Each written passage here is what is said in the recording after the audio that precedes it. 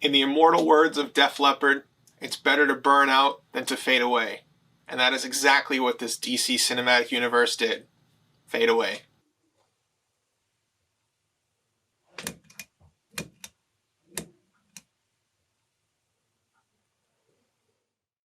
Welcome back to another Cellar Dwellers Film Reviews, where today we're covering the final DC Cinematic Universe movie, Aquaman and the Lost Kingdom. Now I say final because, as you probably know, with this universe starting in 2013 with Man of Steel, it comes to an end with Aquaman and the Lost Kingdom, seeing as this is the last movie in this storyline. Going forward, the DC movies that will be coming out will be headed by James Gunn and Peter Safran, following the new DC universe in cinematic terms.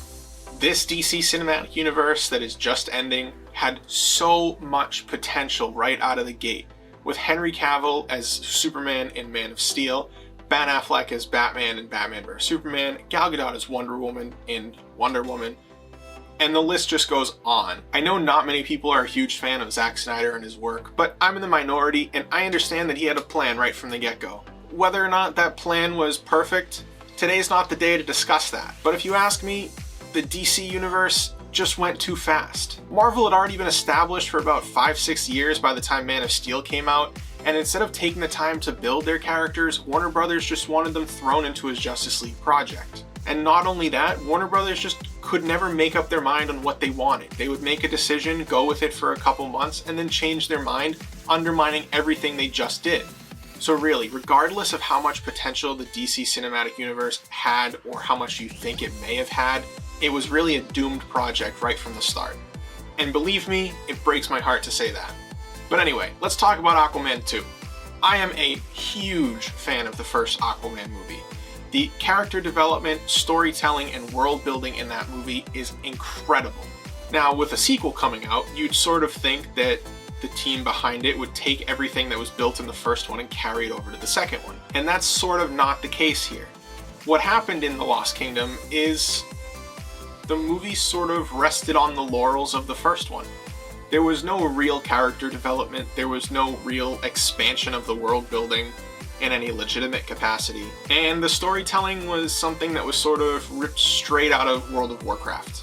Now, all of these things can sort of be redeemed in a movie that has something else to offer, but really, with The Lost Kingdom, there's not much else there. Yeah, it was a fun movie, and there are a couple of jokes in the script that really landed for me, but for the most part, there were more that didn't. It was really leaning into the kind of slapstick, goofy humor that the Marvel movies have made popular, rather than the cynical humor that Aquaman had in the first movie. That all being said, there were other things that I thought were pretty good in this movie. The visuals of Atlantis and Atlanteans, of course, were great, just like they were in the first one. But again, nothing was really done to expand on that. The only thing that you could really say built on the visuals of Atlantis were the zombie creatures in the Lost Kingdom, but then again, they're sort of just generic zombies. The costume design was fantastic. I mean, Aquaman's classic green and orange on Jason Momoa is, I think, hands down one of the best comic book suit adaptations in any superhero movie. But again, it's the same exact one in the first movie. Same with Mira's costume and Orm's costume and Nicole Kidman's costume. They're all the exact same. Jason Momoa and Patrick Wilson did have an enjoyable chemistry on screen as companions rather than enemies, but you have to remember that I'm a huge fan of Patrick Wilson, so pretty much anything he's in, including Insidious: The Red Door, I'm probably going to give him props for it. The standout for me, though, was Yahya Abdul-Mateen II, because even though he was a villain in the first movie and returns for The Lost Kingdom, he's able to step up his game just that much more to still be a convincing threat, even on his second go-around. Which is something I don't even think Marvel movies have quite figured out how to do properly yet, Thanos aside. One of the biggest problems for me, and if you know me, it's not a surprise, why was there no Willem Dafoe? Why did you kill Volko off screen? I understand there could have been some real-world conflicts with scheduling issues and actor strikes and things like that, but don't you think that Volko would have been an important character in this narrative? I mean, he's the advisor to Aquaman, the man who trained him and took care of him when he was a child, yet now Aquaman is king and Volko is nowhere to be found.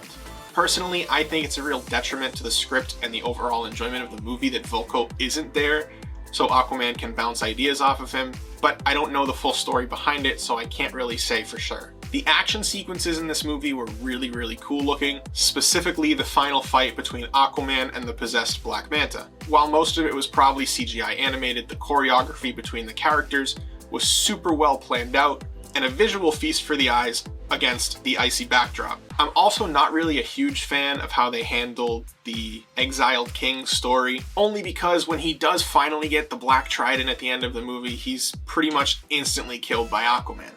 Now I understand that if they wanted him to be the big bad guy rather than Black Manta, they would have had to restructure the entirety of the third act.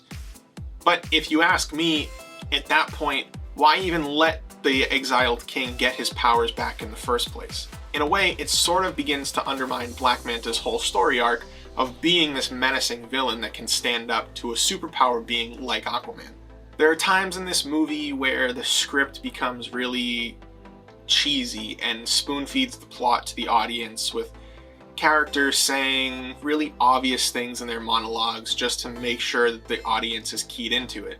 When, if you ask me, at most times, if you're respecting your audience enough, they should pretty much be able to figure out anything you need them to figure out without you having to explicitly tell them. Maybe to a younger or more inexperienced viewer, this really doesn't mean much in the overall enjoyment of the movie, but to me, it really takes me out of the experience of watching this film when the character is flat out telling you what you need to know. Take the ending of the movie, for example. When Aquaman holds a UN press conference similar to how Iron Man holds it at the end of his movie.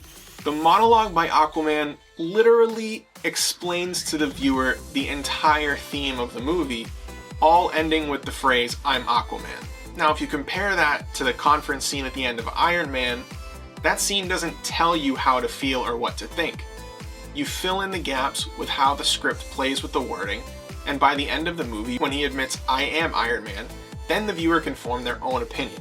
The way they did it in The Lost Kingdom really just sounds hollow. And the last thing I'll say about this movie is that it really didn't feel like it had an identity. The first Aquaman movie, yeah, it was a big superhero studio blockbuster, but director James Wan, I felt like, still was able to put his creative mark on that movie in horror-influenced scenes, specifically when Aquaman and Mera go into the trench. With The Lost Kingdom, generic zombies don't really cut it for me, especially when James Wan is really known for his supernatural horror rather than zombie horror. This is gonna sound worse than it is, but at no time did it really feel like I was watching a creatively driven movie. So that's it then. A really lackluster way to end the last 10 years of DC films. DC movies are really going to be remembered for fizzling out with a reputation of studio interference, false promises, cheap pops, and very little direction to begin with. So, as sad as I am to see it go without the love and adoration that it deserves, I am cautiously hopeful for the future of DC films. And if you want to catch reviews on those future films, you know to leave it right here on Cellar Productions. Like, share, comment, all that good stuff. Thanks for watching, and I'll catch you guys in the next one.